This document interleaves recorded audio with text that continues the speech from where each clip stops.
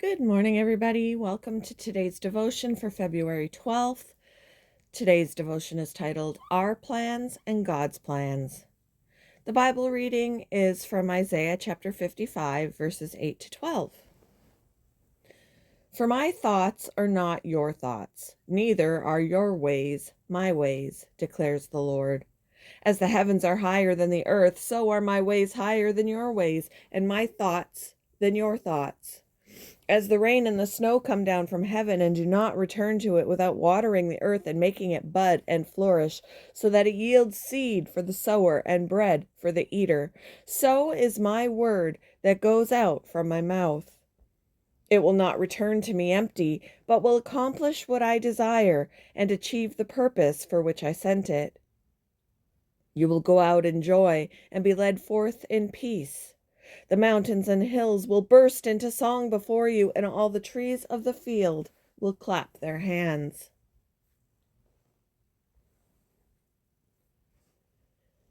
Many years ago, my husband decided to take a trip to Africa with a group of people from his church. At the last minute, the group was prevented from going on its journey. Everyone was disappointed, but the money they'd collected for airfare, lodging, and food was donated to the people they'd tried to visit.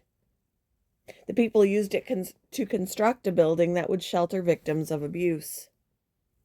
Recently, at a prayer breakfast, my husband met someone who lived in the village he'd almost traveled to so many years ago.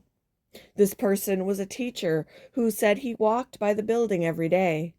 He confirmed that God had used it to provide for the most vulnerable people in the area. Our plans and desires don't always match what God has in mind. For his thoughts are not our thoughts, neither are our ways his ways.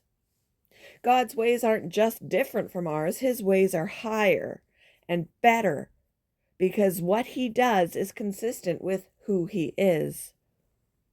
This truth gives us hope when our efforts to serve him don't turn out the way we'd planned.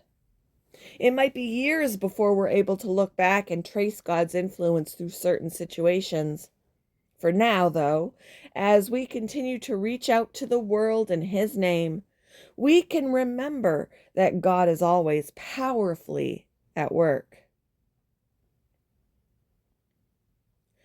When have you felt disappointed with an experience? How might God use this to teach you something about himself? Thank you for joining me for today's devotion, and I hope you all have a wonderful day.